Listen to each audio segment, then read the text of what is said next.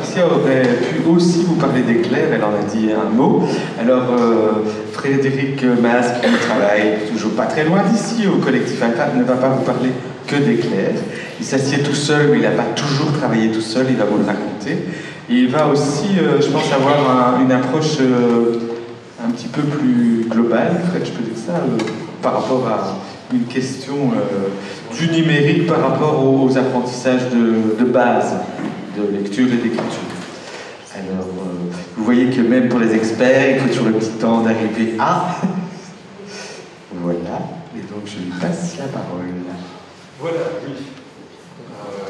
Voilà, donc pas en binôme, pas que je n'aime pas les binômes, mais... donc moi ma question, bah oui, elle était un peu celle-là, j'en suis pas spécialiste, mais j'avais envie qu'elle soit présente aussi, puisqu'on a bien vu en quoi le numérique peut intervenir dans des projets culturels, de communication, d'expression. On a dit beaucoup que la lecture c'était comprendre, que c'était quelque chose qui dépassait les domaines techniques.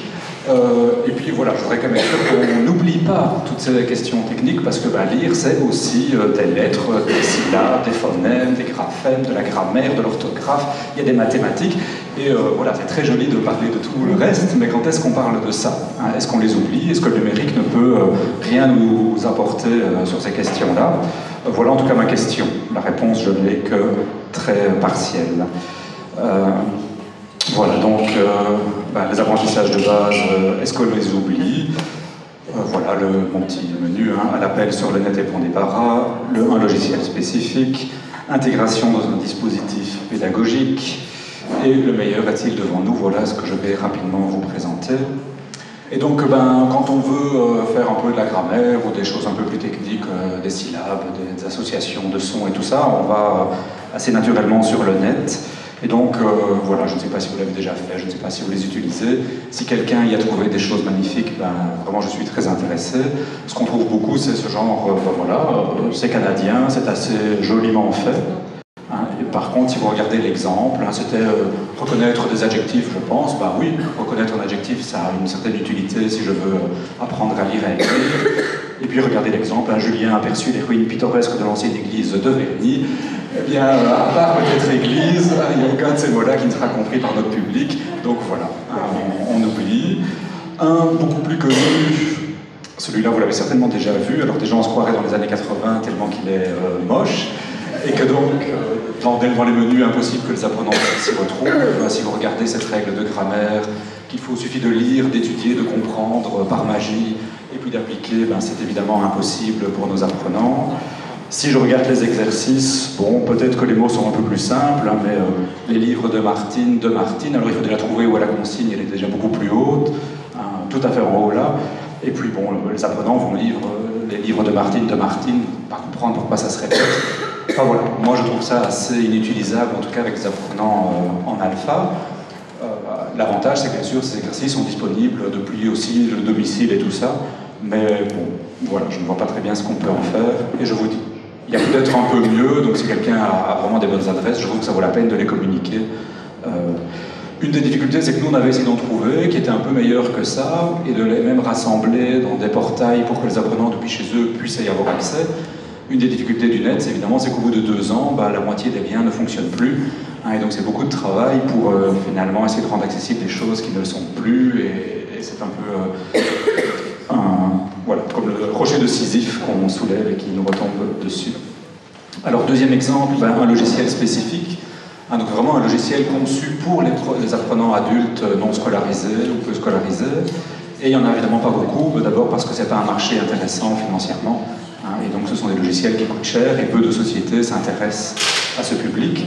Donc celui-ci s'appelle Asimo 2, il est déjà beaucoup plus joli, si vous le voyez. Alors il y a plein de possibilités en dessous. Comment ça fonctionne? L'apprenant, en tout cas les apprenants chez nous l'utilisent et peuvent s'en servir très vite tout seuls. Il faut choisir un thème parmi les petits dessins qui sont là. Quand je vais sur un dessin, il y a une photo qui m'évoque le thème. Par exemple, ici j'avais choisi l'alimentation. Et puis on a une série d'exercices. Alors ici, on est quand même bien dans du multimédia. Qu'est-ce que le numérique peut apporter? Eh bien déjà, vous voyez que la consigne, ici ce n'est pas le logiciel, donc voilà, mais la consigne elle est lue. Donc au moins on dit à l'apprenant ce qu'il doit faire, et s'il ne sait pas le lire, il peut l'entendre. Il doit associer le mot qui correspond à la photo. Et puis peut-être que l'apprenant débutant en lecture, il sera un peu bloqué, il ne sait pas très bien, il va essayer, peut-être qu'il se débrouillera tout seul, il suffira de cliquer sur le petit carton. Mais s'il ne savait pas, eh bien il a un petit haut-parleur ici en bas, il clique dessus, il clique sur l'étiquette, il a un mot qu'il trouve bizarre, il ne sait pas très bien ce que c'est, il clique et le logiciel va lire ce mot. Et donc il aura, ah ça c'est terre, non c'est pas ça. S'il tombe sur une photo qu'il ne sait pas vraiment identifier ou il ne connaît pas le mot, il a un deuxième petit outil à côté, il clique sur le point d'interrogation et le logiciel va lui lire, c'est une tarte, ah ok c'est une tarte, et il pourra maintenant faire son travail qui est de retrouver le mot tarte. Voilà. Vous voyez que sur la droite il y a des petits onglets, et donc automatiquement, d'exercice en exercice, on voit qu'on descend dans les onglets. Et voilà, j'ai pris quelques exemples. Le premier en haut, on va proposer le son, là c'était le son que. Et donc l'apprenant doit, dans les mots écrits, retrouver le son que, qui n'est pas la lettre, puisque vous avez du chocolat et du porc avec un C muet. Mais donc voilà, par exemple, un autre exercice sur des mots. À droite, vous avez masculin, féminin, donc ta recette, est-ce que c'est féminin, masculin? Il doit cliquer. Très facile à utiliser. Maintenant, bien sûr, si l'apprenant ne sait pas c'est quoi le féminin et le masculin, le logiciel ne l'aide pas du tout à savoir ce que c'est le masculin et le féminin. Et il doit déjà le savoir ou être en train de travailler avec son formateur pour venir ici s'entraîner sur certains repères. Mais on évite en même temps des grandes pages de théorie incompréhensibles. Voilà, l'exercice est simple, je trouve que c'est joli. Pour un logiciel, je trouve que c'est joli, c'est pas infantilisant, c'est pas... Et la manipulation, franchement, les gens se débrouillent assez vite pour l'utiliser. Voilà, ce pain est sec, mettre à la forme négative, remettre les étiquettes, etc. Et puis, voilà, un exercice de lecture très compliqué, même pour des apprenants d'un groupe fort, mais pas inintéressant. On faisait déjà ça avec des fichiers freinés avant. Voilà, là, on a l'avantage de l'interactivité. Le logiciel nous dit tout de suite si c'est juste. Voilà, la personne peut s'entraîner, des petits cling-cling pour dire que c'est juste. Ce qui est quand même plus sympa. Donc un logiciel intéressant, mais limité. Néanmoins, il n'explique rien. On n'apprendra pas grand-chose par s'entraîner. Et donc le troisième exemple en quoi le numérique peut éventuellement nous aider dans nos pratiques pédagogiques, c'est justement l'atelier éclair. Alors juste, je ne suis pas... Donc l'atelier éclair que je n'ai pas inventé du tout, qui est français, qui vient du sud de la France de Grenoble, par un monsieur qui s'appelle Noël Ferrand, et qui a été ramené en Belgique par ma collègue Christine Moutot. Et là, il y a bien un binôme, mais elle n'est pas là aujourd'hui parce qu'elle est opérée du pied et qu'elle ne peut pas se déplacer. Mais l'atelier éclair, donc le présenter un peu quand même plus en détail, et c'est bien que Patty l'évoquait, avec quand même les puristes dont je suis, rappellent quand même que l'atelier éclair, il part du texte libre. D'accord? Et donc, le texte que la personne écrive, il est écrit absolument sans consigne, et donc il n'est pas question de leur dire vous allez écrire sur ce qu'on a fait à la bibliothèque. Ce n'est plus de l'atelier éclair pur et dur, en tout cas. Et voilà, mais c'est important. Après, on peut bien sûr utiliser toute la méthodologie, le reste de la méthodologie pour des textes écrits sous consigne ou proposés, mais en tout cas, a priori, le texte, l'atelier éclair se base sur du texte entièrement libre. Et donc, ici, chaque semaine, les apprenants, vous voyez, décident qu'est-ce que je vais écrire. Et donc on a ici Christelle qui nous avait raconté qu'elle aimait la cuisine, qu'elle avait envie de faire ça quand elle était plus petite. Mais pendant ce temps-là, sa voisine nous parlait d'un souvenir d'enfance, son voisin nous parlait de pourquoi il était là, un troisième nous racontait ce qu'il pensait de la politique ou ce qu'il avait vu à la télé, en quoi ça le concernait. Donc vraiment, on n'avait pas demandé à tout le monde de nous raconter le métier qu'il avait envie de faire plus tard, c'était pas ça du tout. On n'est pas dans des rédactions comme on a pu connaître, c'est du texte libre de Célestin.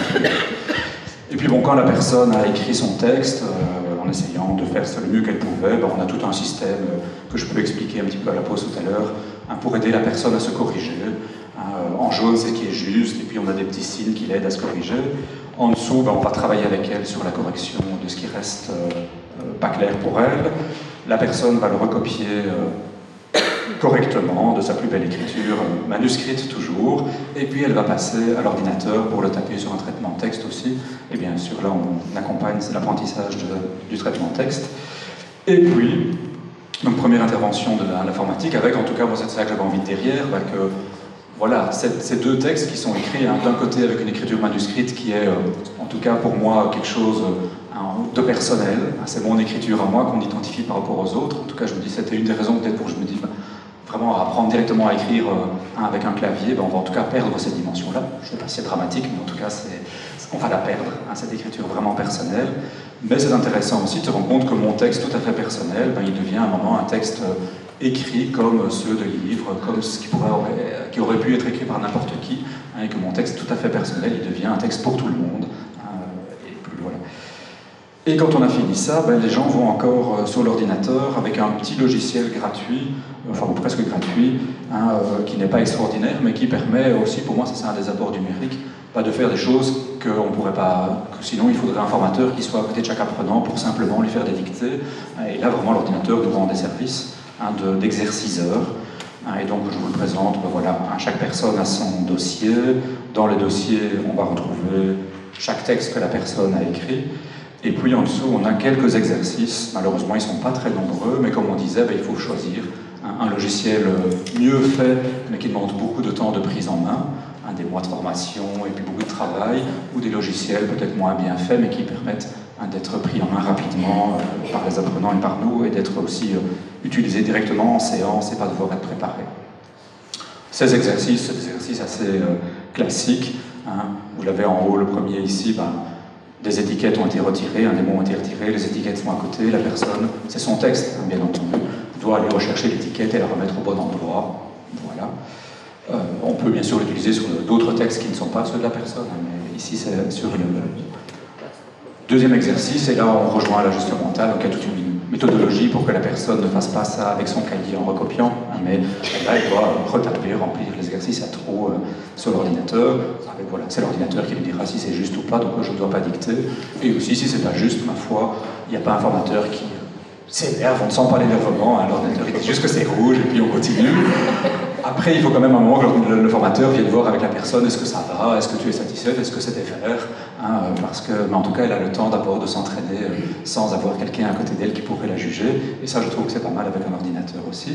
Il n'est pas là pour m'aider, mais il n'est pas non plus là pour éventuellement s'énerver ou me juger. Et puis, un autre exercice, il faut remettre les mots en ordre. À nouveau, c'est toujours ces phrases, mais voilà. Et voilà, voilà, donc moi en tout cas ça fait maintenant depuis 92, 93, 94, 95 que je travaille avec un peu l'informatique et que je cherche des choses intéressantes. J'avoue que je suis un peu encore déçu, je pense qu'on a dit des choses, je pense qu'il faut effectivement des connexions avec des gens qui sont dans le domaine et qui s'intéressent fort aux nouvelles technologies. Je me dis que ces nouvelles technologies, elles doivent pouvoir apporter du neuf dans nos pratiques pédagogiques, y compris sur les savoirs de base, mais qu'on n'y est pas encore, et qu'il faudrait s'y mettre sans doute avec des collaborations, avec des formateurs et avec des gens qui connaissent mieux le domaine pour... voilà. Moi je cherche, je sais qu'il y avait un moment hot potatoes et tout ça, des choses comme ça, mais ce genre de logiciel qui nous permettrait de construire nous-mêmes, avec notre manière de voir, comment est-ce que nous avons travaillé la grammaire avec les gens, à partir de nos phrases, comment est-ce qu'on pourrait créer des choses. Voilà. Merci.